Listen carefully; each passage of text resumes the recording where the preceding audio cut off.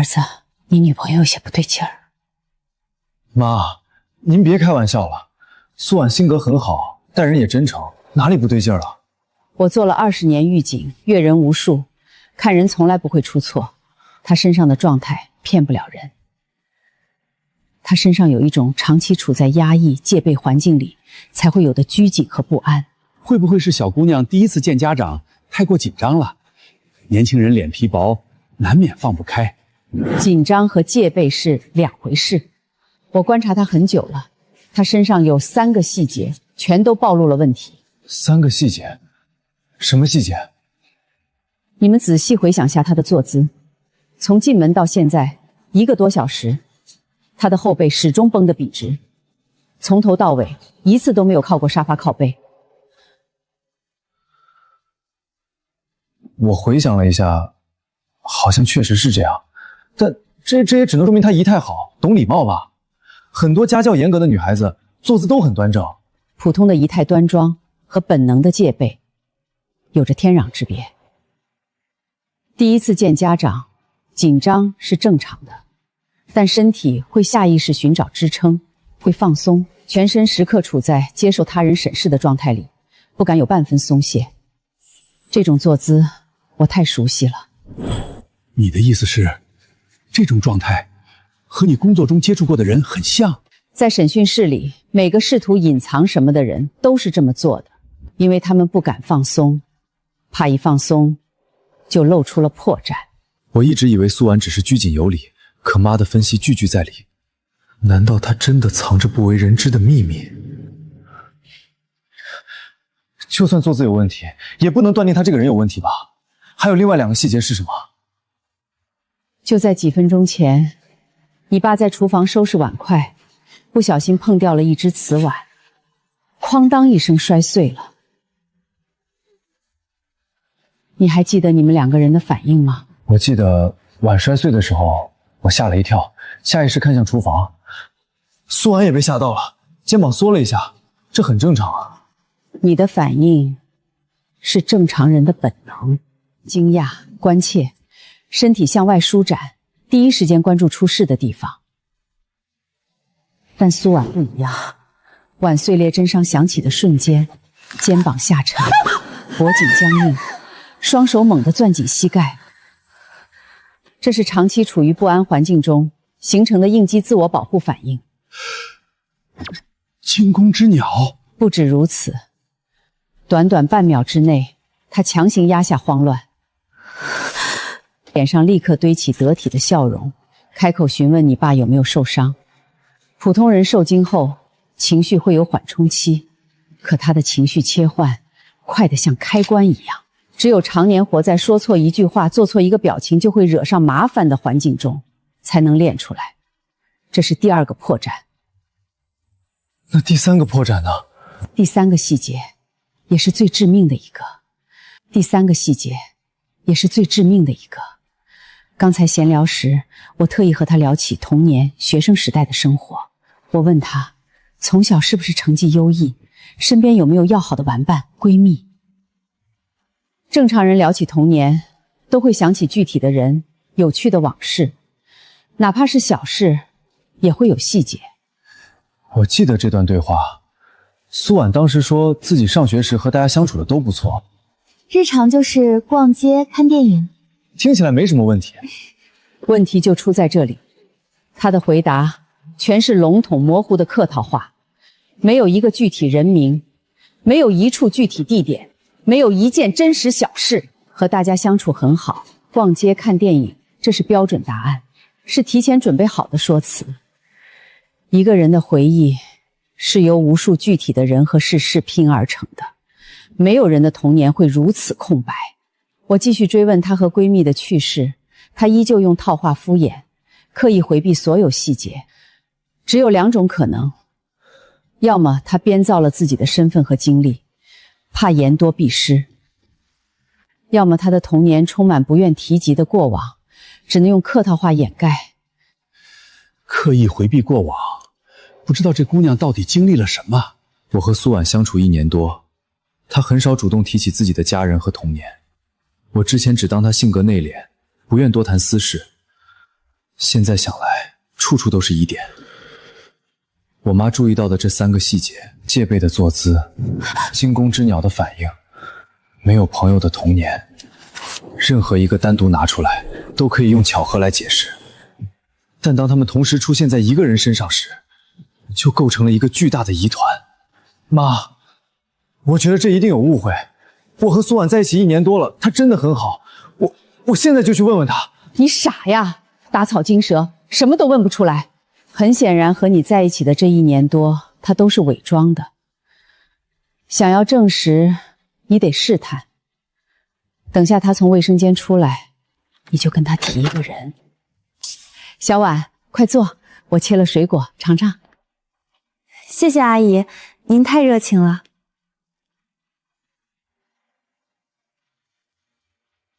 凌晨，你怎么了？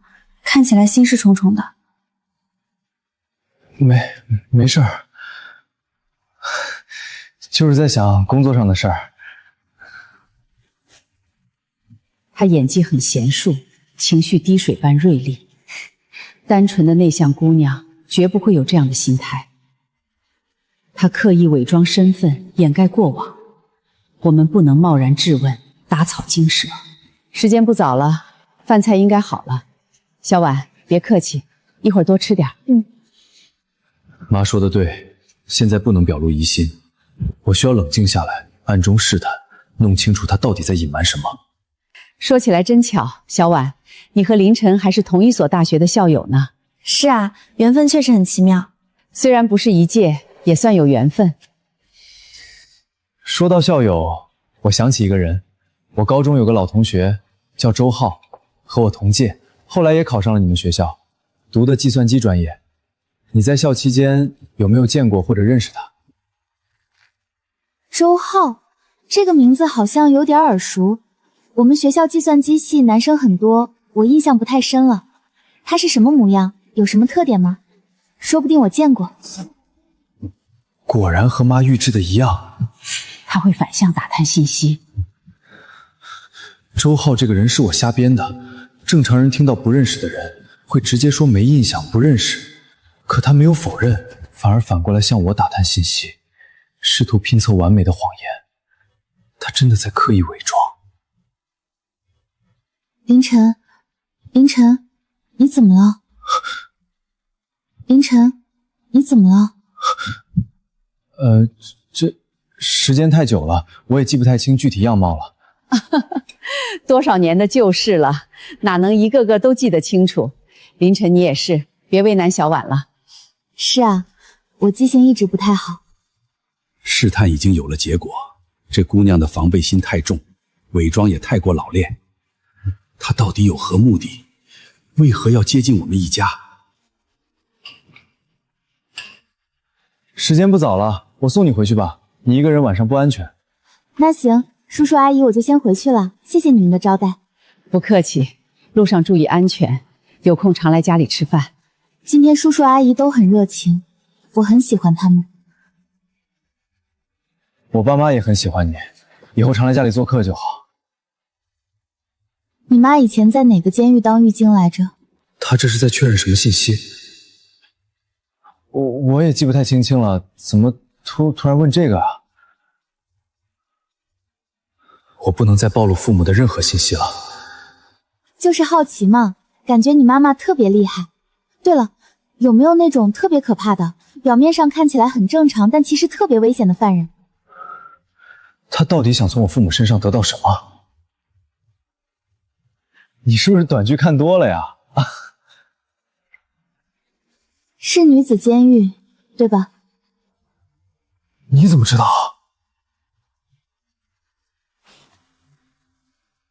你以前和我说过的呀，我刚搜了下聊天记录，你怎么记性比我还差？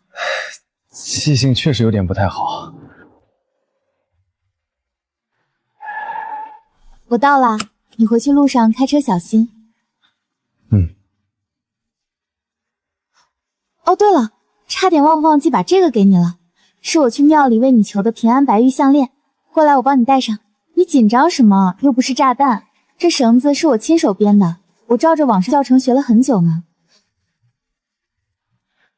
戴好了，不许摘哦，摘了就不灵了。亲爱的，如果有一天你发现我骗了你，你会恨我吗？他在试探我，他是发现什么了吗？那要看什么事儿了。怎么，你有什么事骗了我？开玩笑的，我怎么会骗你呢？亲爱的，我回去了，明天见喽。明天见。1年多的相处，那些甜蜜和快乐难道都是假的吗？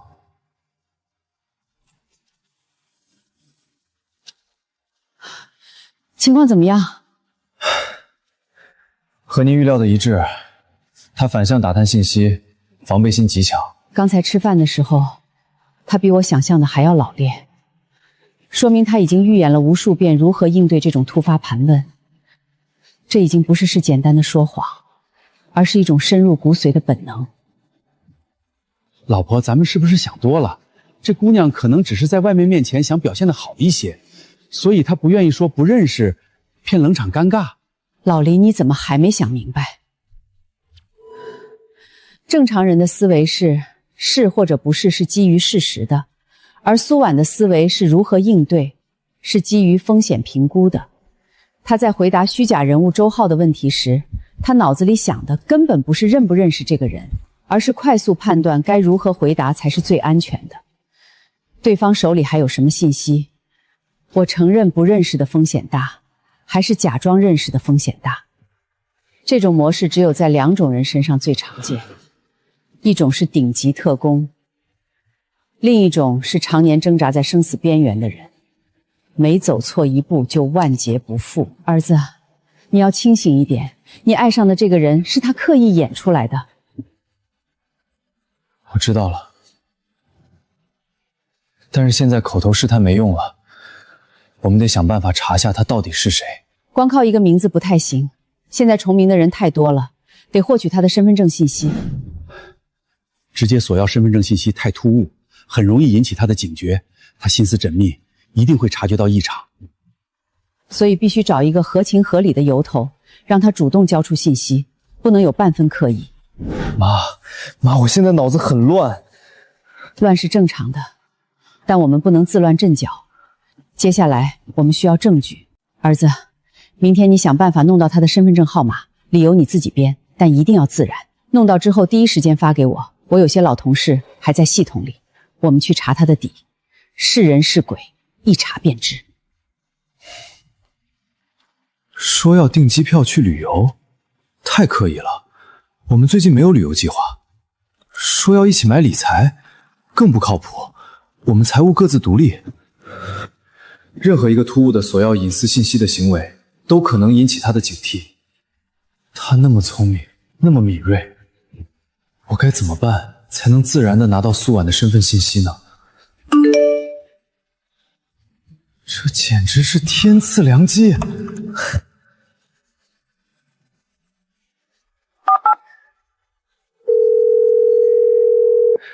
喂，亲爱的，我们公司组织年度体检，家属结伴还有优惠。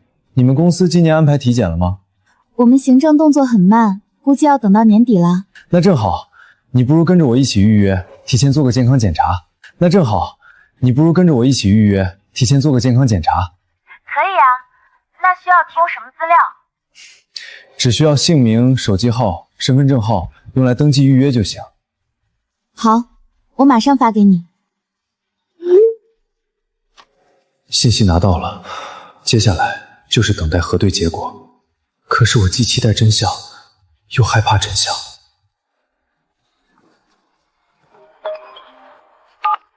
凌晨，立刻下班回家，不要联系苏婉，不要露出任何异常。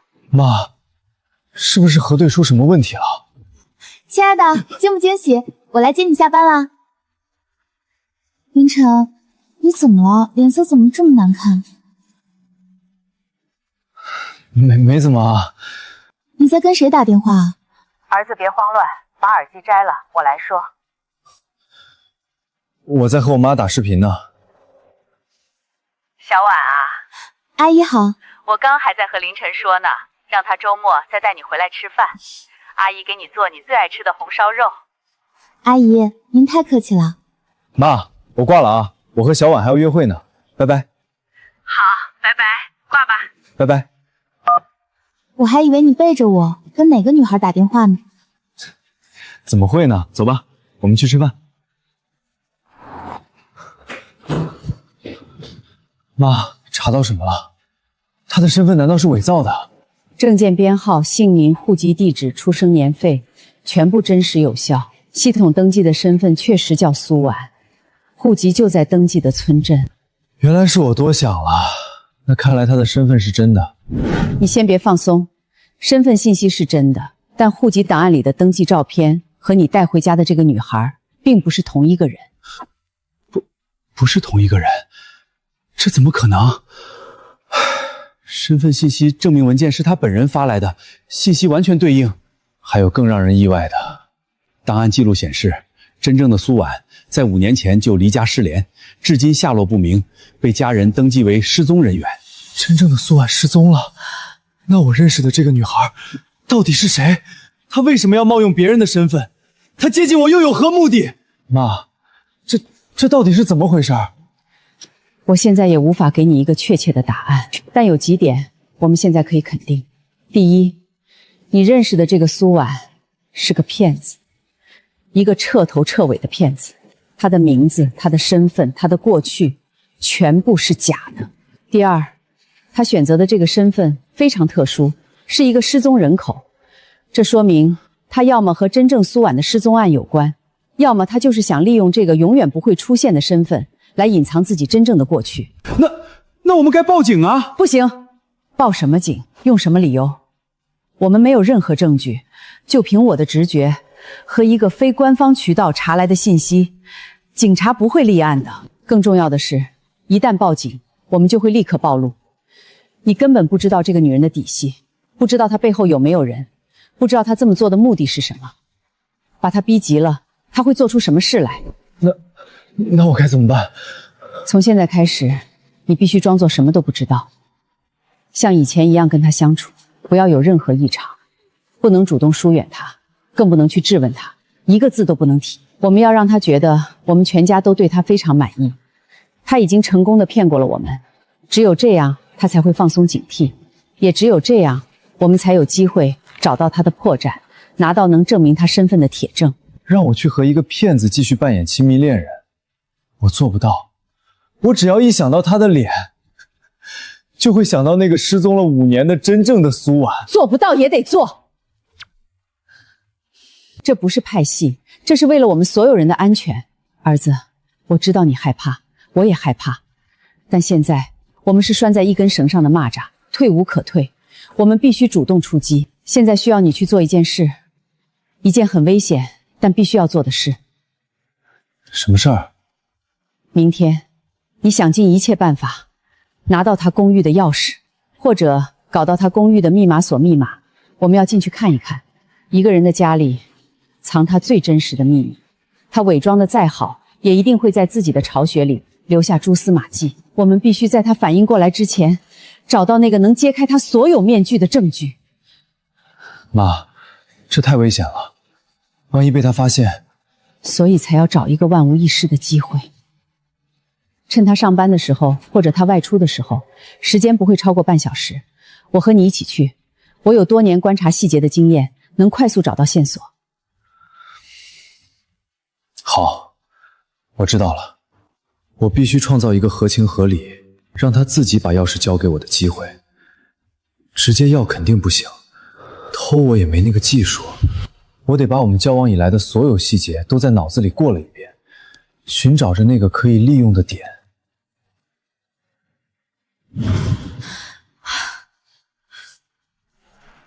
就是这个。喂，亲爱的，在忙吗？刚开完会，怎么啦？没什么，就是突然想起一件事。你上周不是说卫生间的喷头坏了吗？修好了吗？哎呀，你不说我都忘了，还没呢。周末懒得动，就先凑合用着了。我下午正好要去客户公司，离你家不远，要不我下班了顺路过去帮你看看。我刚查了下，好像就是水垢堵了，清理一下就行，很简单。他在犹豫什么？会不会发现了？他在犹豫什么？会不会发现了？这样会不会太麻烦你了？你上了一天班也很累了。不麻烦，为你服务是我的荣幸嘛。再说了，你找师傅上门还要花钱，我这可是免费的，而且保证修好。那好吧，你真是我的英雄。那你下班了直接过来，我给你开门。不用，我过去的时候估计你还没下班呢。你把钥匙或者密码告诉我，我修好了在你家等你，正好给你一个惊喜。你之前不是说想吃楼下那家新开的日料吗？我修好喷头就去排队给你买回来，等你一回家就能吃上。天哪，我上辈子是拯救了银河系吗？唉，哪里找到你这么好的男朋友？好吧，那我把密码发给你，不过你别买日料了，我回来给你做饭。好。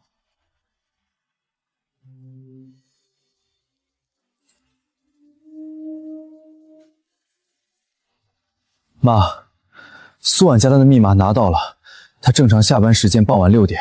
好的，下午4点，在他小区楼下隐蔽处汇合，不要开车，步行进入，全程保持低调。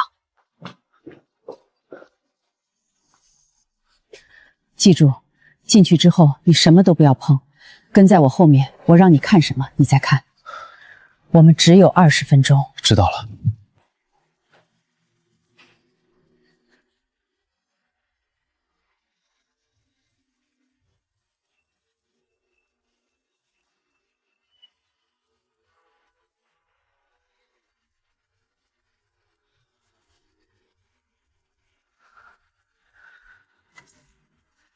这里太干净了，干净的不像一个女孩的住所，更像一个刚刚打扫完毕、等待出售的样板间。从客厅开始，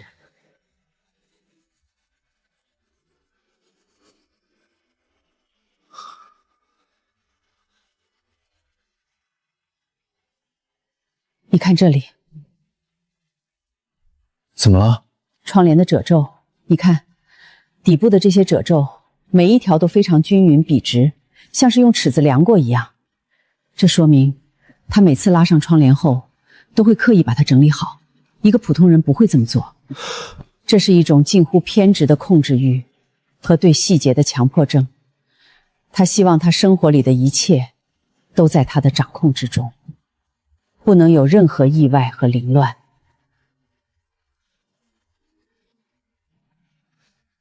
手机给我，打开手电筒。不对。怎么不对？太干净了。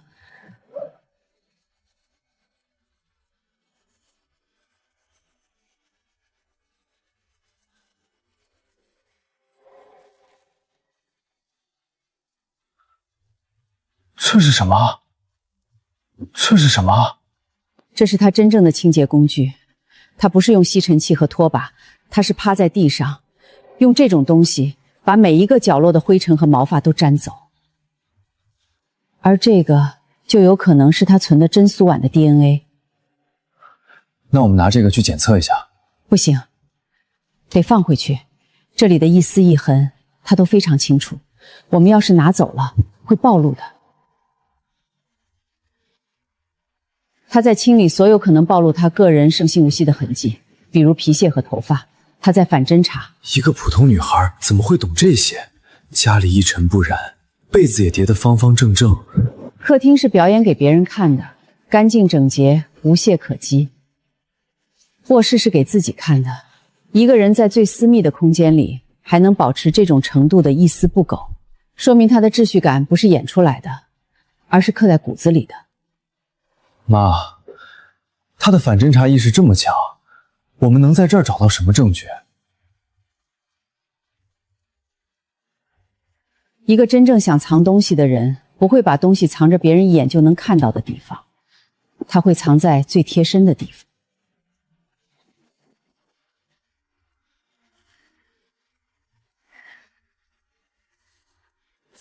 铁盒里面会不会有他隐藏多年的秘密？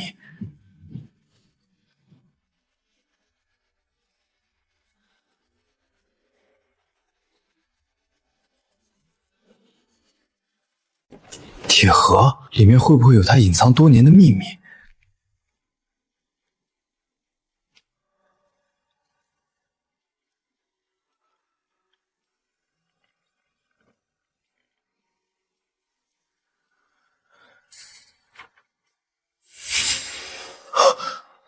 怎么会有我的名字？这是什么？一份死亡名单吗？那些被划掉的人都怎么样了？他为什么要把我的名字写在上面？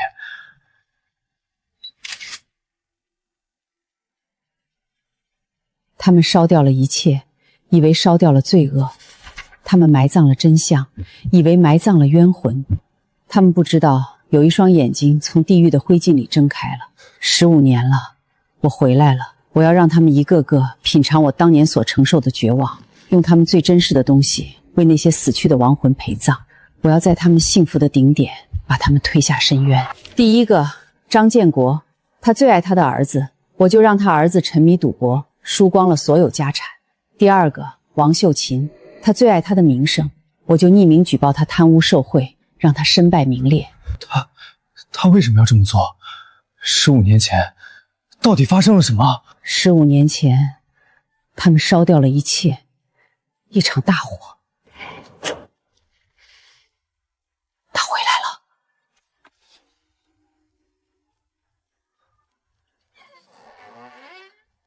他回来了。这不是他下班回到家的点，他怎么会这时候回来？他是不是察觉到什么了？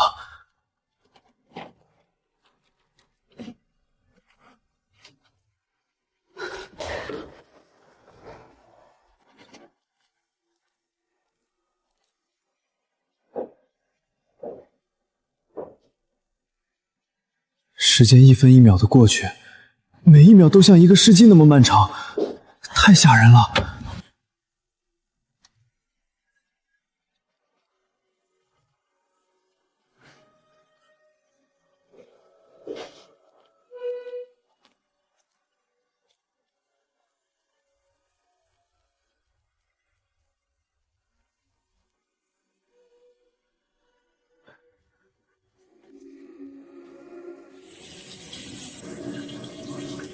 嘘，他在洗澡，我们趁机赶紧走。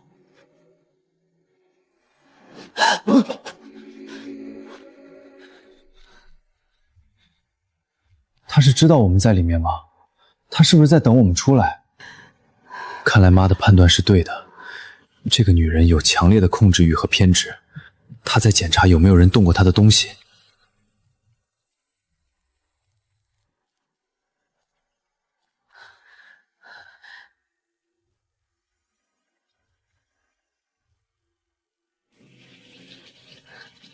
儿子，我们快走。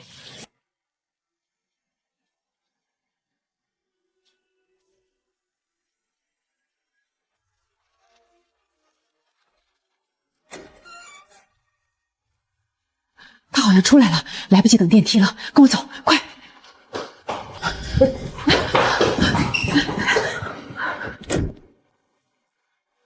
电梯口没人，但按键是亮的。你每次都磨磨蹭蹭的，电梯都按好了，你还要回去拉屎。好啦好啦，这电梯不是刚到吗？走吧。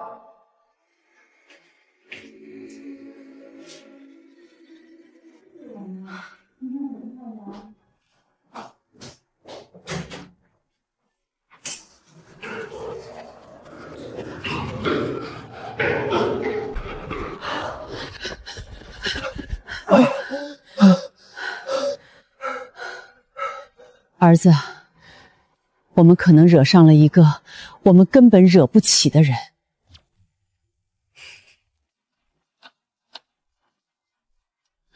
怎么样了？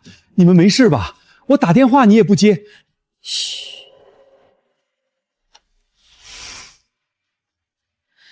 老林，给我们倒2杯水。妈，那个名单，我忘不了那张纸，忘不了我名字后面那个血红色的五角星，也忘不了那些被黑宝划掉的名字。我拍下来了。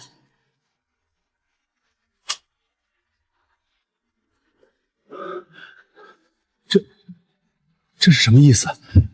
这些被划掉的人都被他报复了，但他没有杀人，他只是毁掉了他们最珍视的东西。这是一种仪式性的记录，每完成一个目标就划掉一个。他在执行一个计划，一个漫长的复仇计划。可我跟他无冤无仇啊，我甚至不认识名单上的任何一个人，他为什么要找上我？问题的关键可能不在你身上。老林，你仔细想想，15年前你还在一线工作的时候，有没有经手过什么特殊的案子？特别是和一场大火有关的。你看这里，15年了，我回来了。还有这里，他们烧掉了一切，以为烧掉了罪恶。有一个向阳福利院，15年前市郊的向阳福利院，深夜里起了一场大火，里面9个孩子，还有1个老师，都不幸遇难了。我想起来了，那案子当时动静很大，我听别的同事说过。后来的调查结论是什么？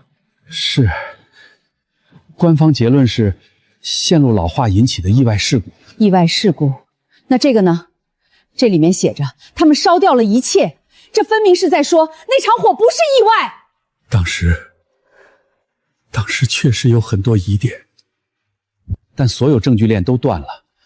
唯一的幸存者，一个小女孩，因为过度惊吓得了失语症，什么也问不出来，最后就以意外结案了。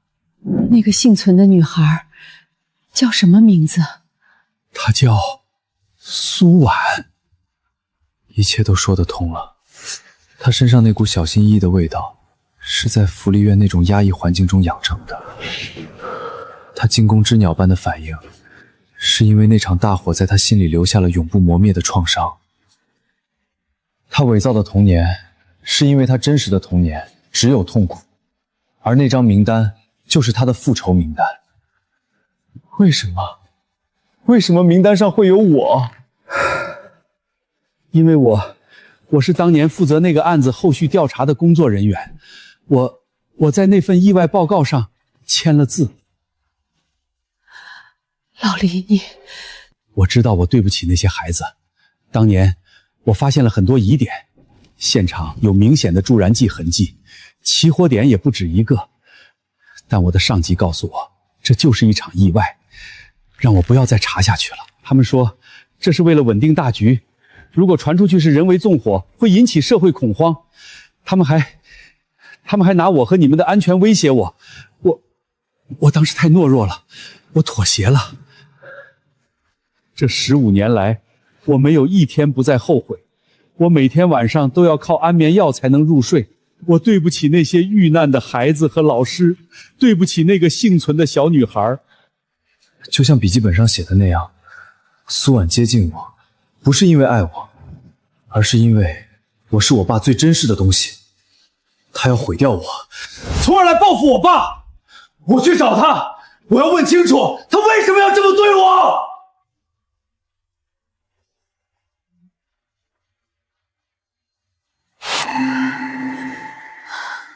我要问清楚他为什么要这么对我。你疯了吗？你现在去找他就是去送死！你以为凭你一个人斗得过他吗？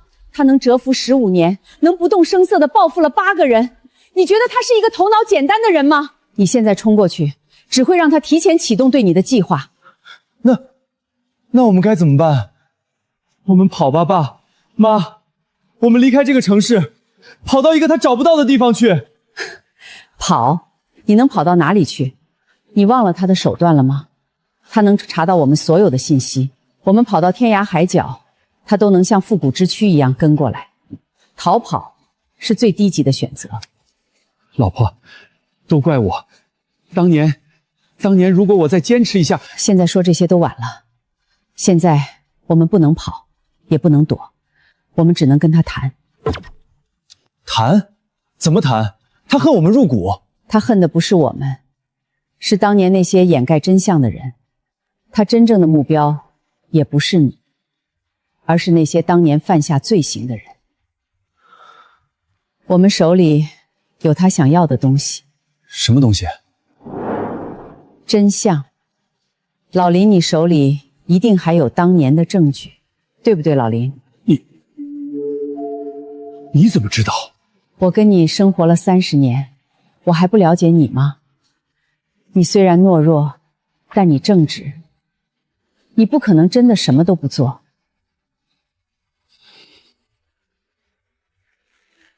是，我把当年那些有疑点的证据都偷偷复印了一份，藏了起来。我一直是在等一个机会，一个能重新调查这个案子的机会。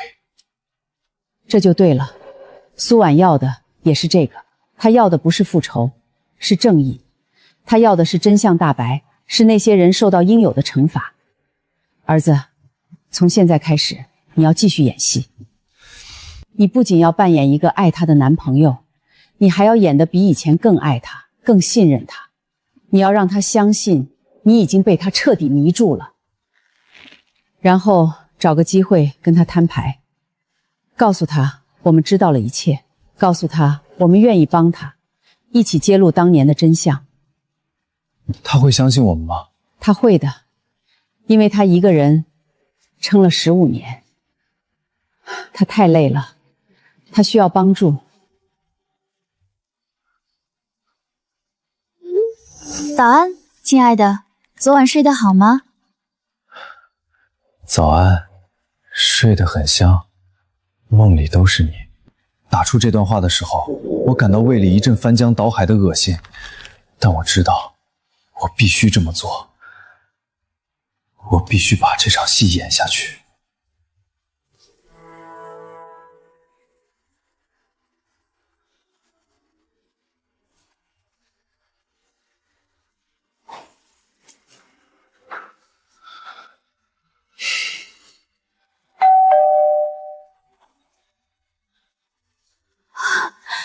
你怎么来了？不用上班吗？想你了就过来了，不欢迎吗？想你了就过来了，不欢迎吗？当然欢迎，快进来。亲爱的，你怎么了？脸色不太好，是不是哪里不舒服？怎么了？苏婉，我们谈谈吧。谈什么？谈15年前向阳福利院的那场大火，谈你真正的苏婉。你都知道了？是，我什么都知道了。我知道你是15年前那场火灾的唯一幸存者，我知道你冒用了失踪女孩苏婉的身份，我知道你接近我是为了报复我爸，我也知道你公寓里那个铁盒子还有那份名单。你们什么时候知道的？昨天我和我妈去了你的公寓。我就知道，我昨天回家的时候就感觉到有人来过，窗帘的位置稍微动了一点点，我故意去洗澡，就是想看看你们会怎么做。你早就知道了？从你问我认不认识那个叫周浩的人开始，我就知道你们起疑心了。我故意把身份信息给你，故意把公寓密码给你，就是想看看你们到底想干什么。那你为什么不拆穿我们？因为我想看看林国栋的儿子到底是个什么样的人，我想看看他是不是和他父亲一样懦弱自私，为了自己的利益可以牺牲别人的生命。你知道吗？那天晚上我亲眼看着大火吞噬了整个福利院，我听着那些孩子的惨叫声，听着老师的呼救声，我什么都做不了，只能眼睁睁地看着。我以为警察会给我们一个公道，我以为他们会查出真相，把那些坏人问罪以法，可结果呢？结果是一场意外！多么可笑的意外！那些害死他们的人，一个个都活得好好的，他们升官的升官，发财的发财，而那些孩子和老师，却只能永远留在那片焦土之下。对不起，我替我爸跟你说声对不起。当年他也是被逼无奈，他一直活在愧疚和自责中。这15年来，他一直在收集证据，等待着重新调查这个案子的机会。愧疚？愧疚能换回那些孩子的命吗？愧疚能让我的老师活过来吗？不能，但我们可以帮你，我们可以一起揭露当年的真相，让那些人受到应有的惩罚。我爸手里有当年的证据，我们可以一起把他们绳之以法。你说什么？你们要帮我？是，我们欠你的，欠那些孩子的太多了，我们想弥补，我们想给他们一个公道。我凭什么相信你们？就凭我对你的感情是真的。我承认，一开始我很生气，很愤怒，但当我知道了你的过去，我只剩下心疼。我知道你不是坏人，你只是一个被仇恨困住的可怜人。放下仇恨吧，不要再用别人的错误来惩罚自己了，让我们一起用正确的方式来讨回公道。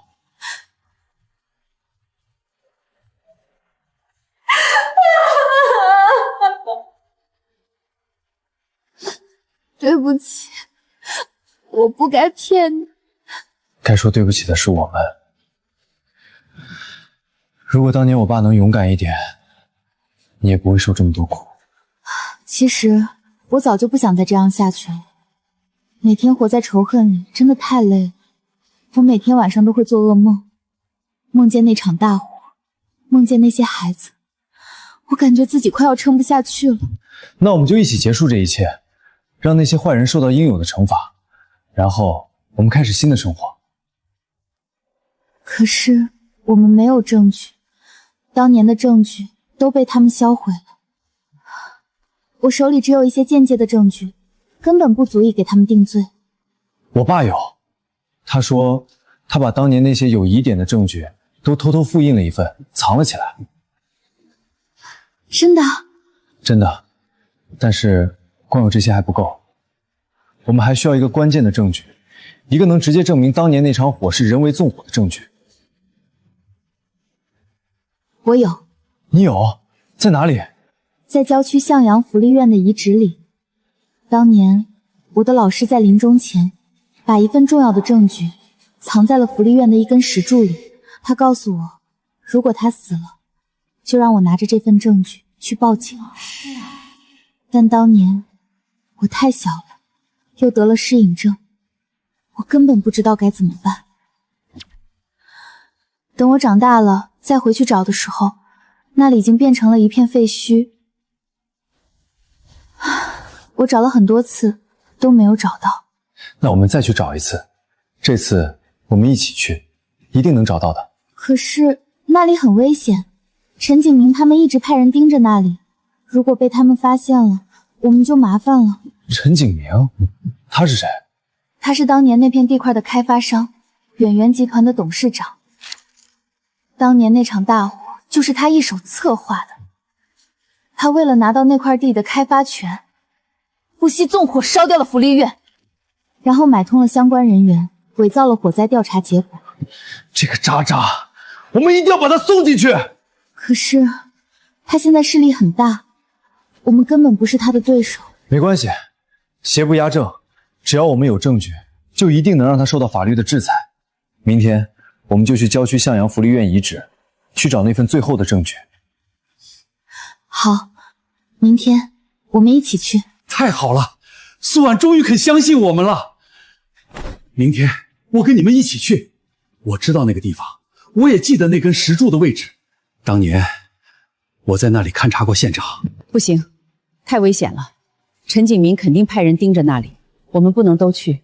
这样吧，我和凌晨、小婉一起去。老林，你留在家里，把那些证据整理好。如果我们出了什么事，你就立刻把这些证据交给相关部门。可是……没有可是，就这么定了。我们必须做好最坏的打算。明天我们就要去向阳福利院遗址了，那里埋葬了太多的秘密和痛苦。我希望这一次我们能找到那份最后的证据。我希望这一切都能有一个了结。老板，他们明天要去向阳福利院遗址。对，3个人，赵慧、林晨，还有那个苏婉。知道了，按原计划行事，记住，一定要拿到那份证据。我能感觉到苏婉的身体在微微发抖。向阳这个地方对她来说是一个噩梦般的地方，但为了真相，为了正义，她必须回去。快到了，翻过前面那个坡就是。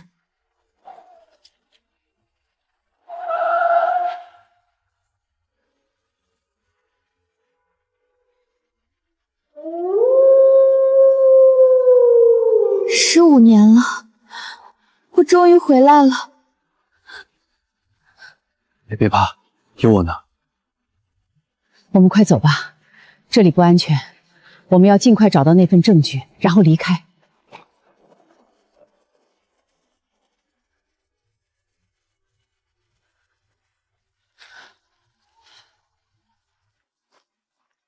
就是那里，当年老师就是把证据藏在那根石柱的夹层里。在哪里？夹层在哪里？当年老师就是从这里把东西塞进去的，然后用水泥把它封了起来。这么多年过去了，不知道还在不在。不管在不在，我们都要试试。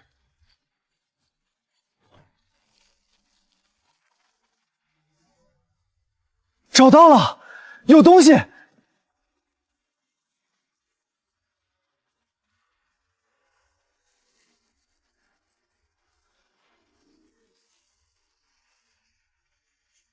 就是这个，这就是老师的铁盒子。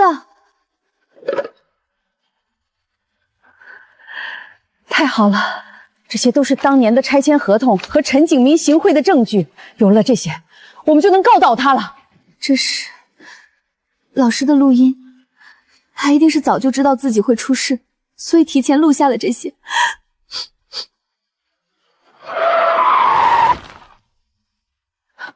不好，是陈景明的人，我们快走。不速之客突然降临，证据已经到手，但他们能带着证据活着离开向阳吗？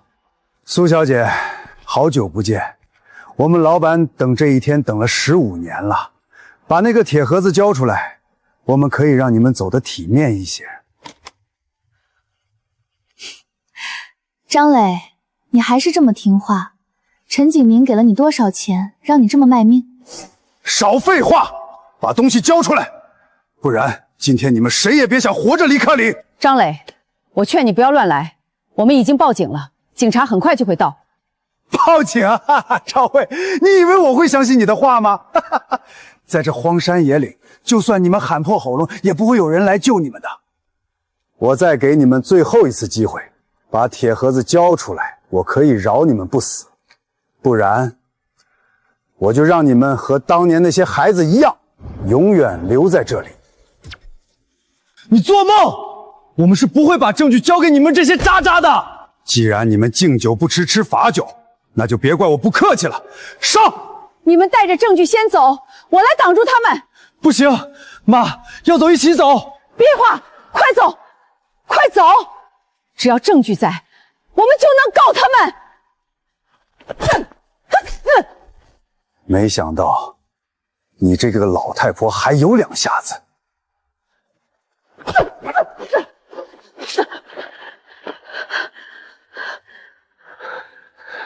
我们快走，再不走就来不及了。赵阿姨是为了保护我们。好，我们走。别让他们跑了，快追！别让他们跑了，快追！这边，跟我来，我知道一条小路。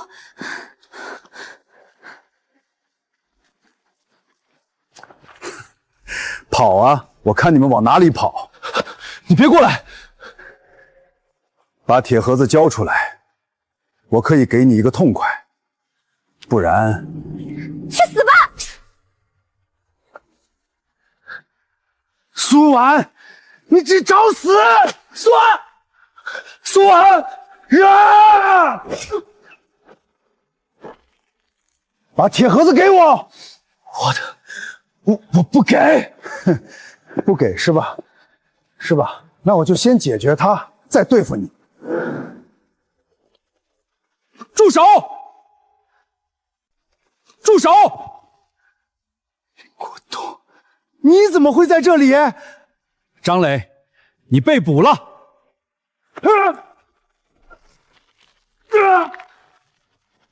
苏安，你没事吧？我没事，谢谢你。还好赶上了，老林，多亏了你。我不放心你们，就联系了我以前的几个老同事，他们一直都在暗中调查这个案子。今天终于可以收网了。我们成功了，我们终于拿到证据了。是啊，我们成功了。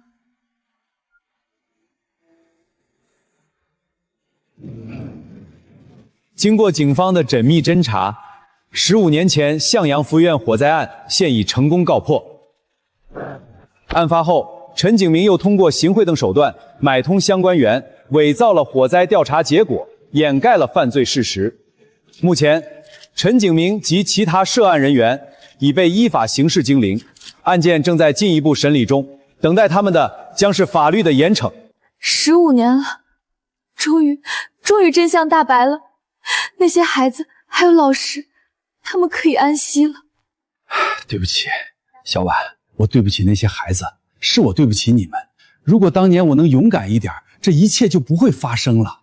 林叔叔，过去的就让它过去吧，毕竟你也帮了我们很多，没有你，我们也不可能这么快就告倒陈景明。是啊，老林，别再自责了。现在坏人已经受到了应有的惩罚，我们应该向前看。15年了，我终于可以放下仇恨了。那些痛苦的过去，就让它随风而去吧。从今天起，我要开始新的生活。一切都结束了。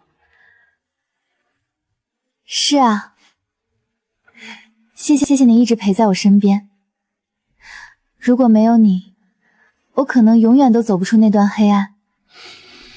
傻瓜，我们之间不用说谢谢。以后我会一直陪在你身边，再也不会让你受任何委屈。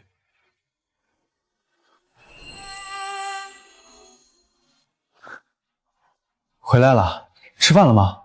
我不饿。凌晨，我有话想跟你说。怎么了？出什么事了？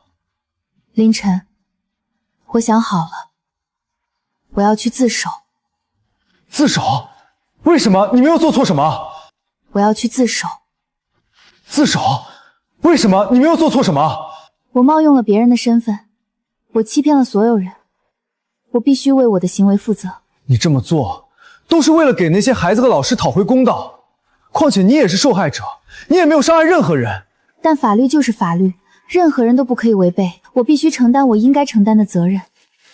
只有这样，我才能真正的放下过去，开始新的生活。好，我支持你。无论你做什么决定，我都会支持你。我会等你，不管多久，我都会等你。谢谢你，凌晨，谢谢你。孩子们，老师，坏人已经受到了应有的惩罚，你们可以安息了。我会好好的活下去，带着你们的份儿，一起好好的活下去。苏婉女士，我们非常同情你的遭遇，但是法律面前人人平等，你冒用他人身份的行为已经触犯了法律。不过，考虑到你有重大立功表现，且没有造成实质性的危害后果，我们会向法院建议对你从轻处罚。谢谢，我知道我错了，我愿意接受法律的制裁。自首后的第37天，我终于等来了这2封信。这些年来，我一直活在别人的身份里，像一个没有影子的幽灵。今天是时候和过去做个了断了。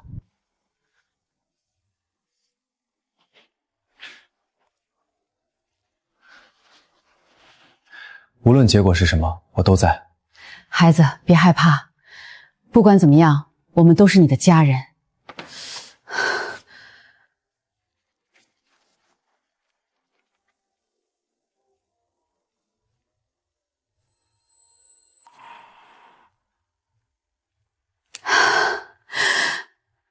结束了，终于结束了。我就知道一定会是这个结果。太好了，真是太好了！这些年你受的苦，总算没有白受。15年了，我终于可以卸下所有的伪装，用真实的自己站在阳光下。那些痛苦的过去，那些沉重的仇恨，都随着这两张纸烟消云散了。从今天起，我只是我自己。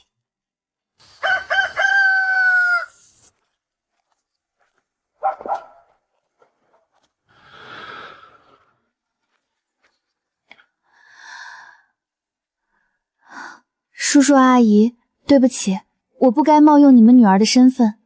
虽然我没有用你们女儿的身份做任何坏事，但我知道一定给你们带来了伤害。谢谢你们肯原谅我。孩子，我们不怪你，我们知道你也是个苦命的孩子，你用我们女儿的身份也是为了活下去。只要你没有做坏事，我们就不怪你。我们的女儿失踪了5年，我们一直都很想她。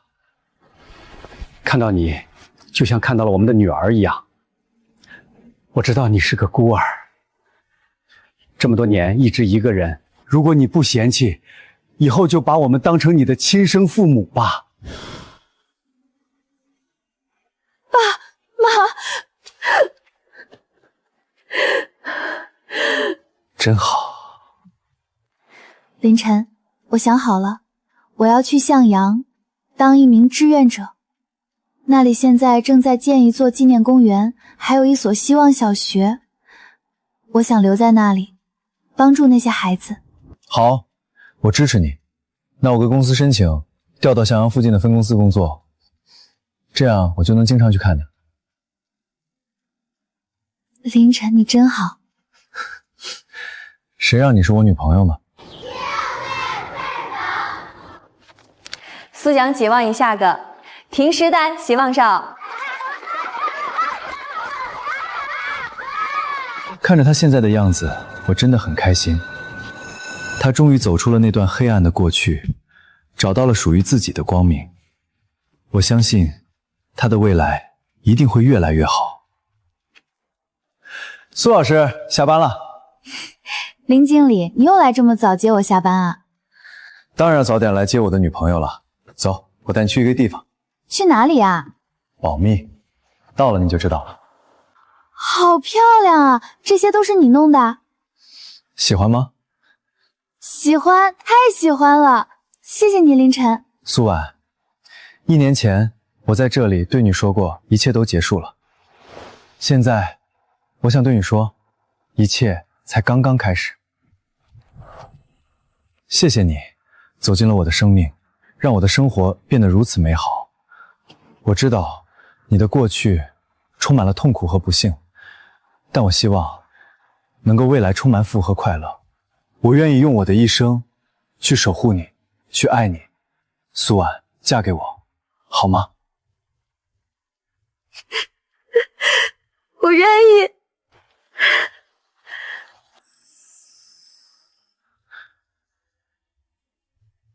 我爱你，苏婉。我也爱你，凌晨。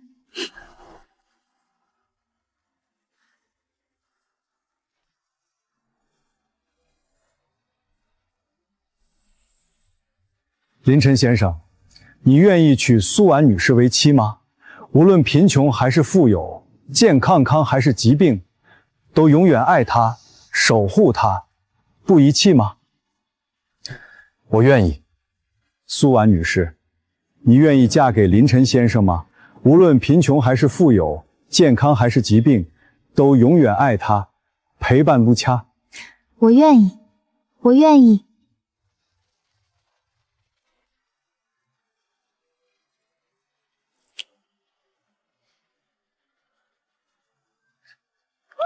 真好，终于等到这一天了。是啊，他们经历了那么多，终于走到了一起。以后他们一定会幸福的。我们的女儿终于嫁人了。是啊，林晨是个好孩子，他一定会好好照顾我们的女儿的。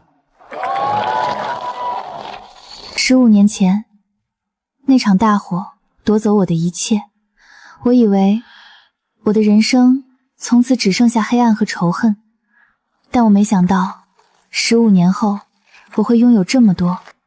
我有爱我的丈夫，有疼我的父母，有可爱的孩子，有这么多关心我的朋友。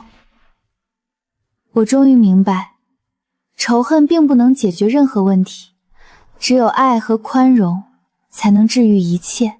我会珍惜现在所拥有的一切，我会用我的余生去爱身边每一个人，去帮助那些需要帮助的人。我相信，只要心中有爱，就一定能迎来光明。